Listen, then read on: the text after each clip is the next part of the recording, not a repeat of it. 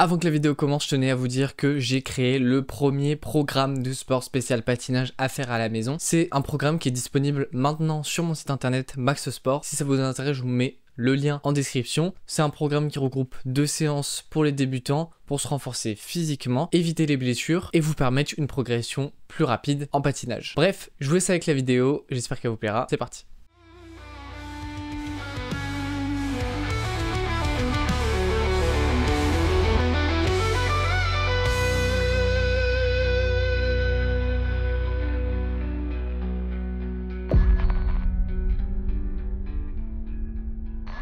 En patinage artistique, certaines figures sont spécifiquement interdites pendant les compétitions car jugées trop dangereuses. Et l'une de ces figures emblématiques et très controversée est le saut périlleux, salto ou backflip.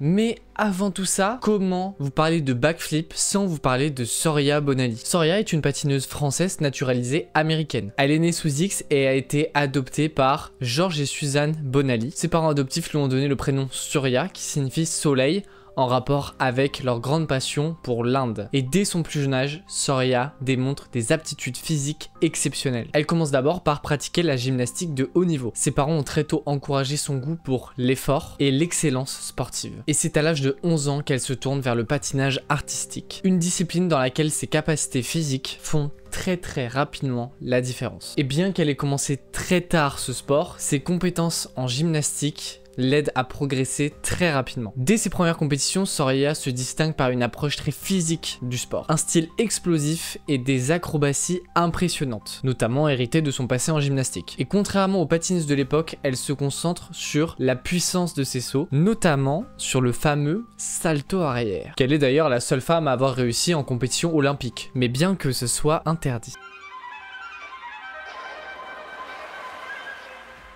Soria a dû surmonter des obstacles culturels et sociaux dès le début de sa carrière. Elle a été confrontée à des préjugés, notamment à cause de son style jugé trop athlétique pour un sport où la grâce est le plus mise en valeur. Soria commence à se démarquer dès ses premières années en compétition. En 1986, elle devient championne de France junior, un signe précoce de son potentiel. En 1989, à seulement 15 ans, elle participe pour la première fois au championnat du monde junior. Elle finit 5e, une performance exceptionnelle pour une patineuse qui avait débuté si tardivement. Les années 1990 marquent le début de la domination de Soria sur la scène européenne. En 1990, elle remporte son premier titre de championne du monde de France en senior. Elle conservera son titre pendant 9 années consécutives, de 1990 à 1998. En 1991, elle participe à ses premiers championnats du monde senior. Bien qu'elle ne monte pas encore sur le podium, elle se fait remarquer par son explosivité et ses sauts impressionnants. De 1991 à 1995, elle remporte 5 titres consécutifs de championnat d'Europe. Un exploit qui restera gravé dans l'histoire du sport. Et là on y arrive, elle a créé son propre saut, le Bonali, qui est tout simplement un salto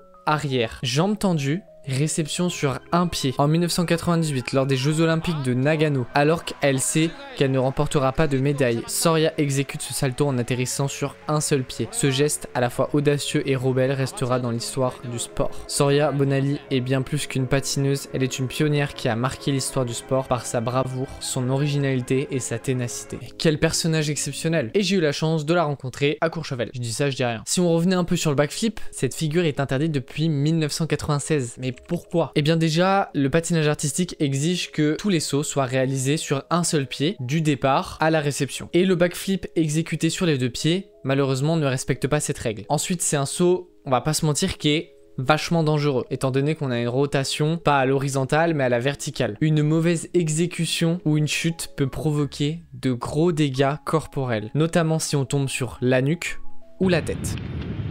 C'est le cas du français Cyril Hernandez, victime d'un accident de patinage en 1993 après un salto. Il est devenu tétraplégique. Beaucoup de gens aussi disent qu'il y a un trop grand écart avec l'esprit du sport. Le patinage met l'accent sur la fluidité, la grâce et la précision des sauts. Et le backflip est jugé comme trop acrobatique pour le patinage artistique. Ils estiment que c'est plus un saut acrobatique de spectacle plus que de compétition. Et alors comment ne pas vous parler de Adam Xiao Imfa si je vous parle de backflip? Parce que c'est lui qui l'a remis au goût du jour. Adam Siroimfa, patineur artistique français, a marqué l'année 2024 en réintroduisant le salto arrière lors des compétitions. Une figure emblématique mais interdite en patinage artistique depuis des décennies. Il l'a réalisé notamment au championnat d'Europe où il a conservé son titre de champion. Mais alors, Adam, comment t'as fait pour remettre ce salto arrière au goût du jour? Et ben déjà, Adam, ce qu'il a fait, c'est que il a choisi de mettre le salto à la fin de son programme une fois qu'il a réalisé tous ces éléments. Il l'a présenté comme un hommage spectaculaire et à la fois audacieux du patinage artistique. Il savait très bien qu'il allait avoir des points de déduction à cause de ce salto arrière. Et forcément, si on a un backflip, eh ben les gens sont contents. Pourquoi? Parce que c'est du spectacle, parce que c'est une figure qui est impressionnante. Donc, si vous tendez bien l'oreille, à chaque fois qu'il fait un backflip, les gens crient.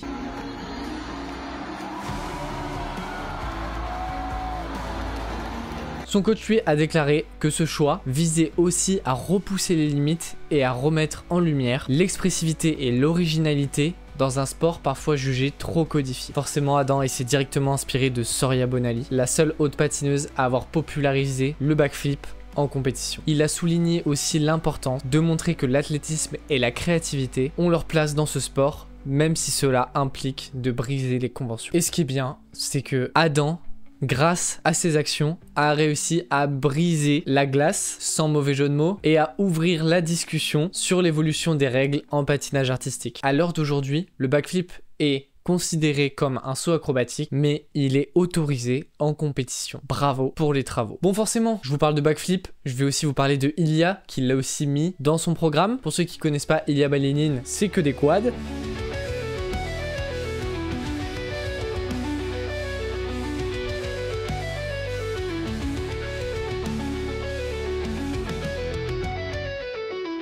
Il est très impressionnant dans ses acrobaties. Il a aussi mis dans son programme un butterfly avec une rotation. On appelle ça un B-twist.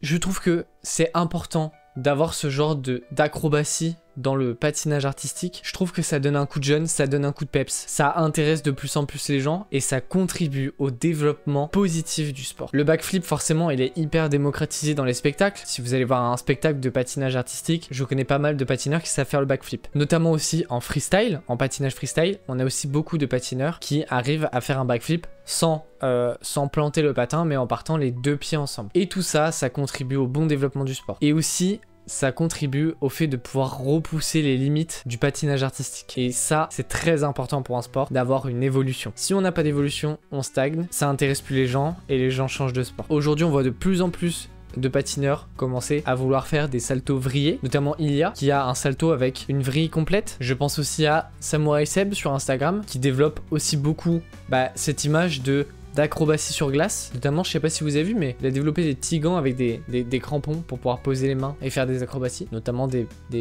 comment on appelle ça? Des flips arrière avec les mains. Donc voilà. Moi, je trouve que c'est une très bonne chose. Maintenant, à voir comment ça va évoluer dans le temps. Est-ce qu'on aura peut-être d'autres figures encore plus impressionnantes que le backflip? Ou est-ce qu'on va avoir encore des interdictions par le règlement qui vont ralentir le développement de ce sport? Bref, en tout cas, les backflips, c'est réalisé par des professionnels. Alors faites pas ça chez vous. Risquez pas de vous péter la nuque ou je sais pas quoi. Si vous voulez essayer, entourez-vous de professionnels, notamment durant des stages. Et puis, si la vidéo vous a plu, n'hésitez pas à liker, commenter et partager, à vous abonner pour me soutenir. Je vous dis à la prochaine, c'était Max, ciao.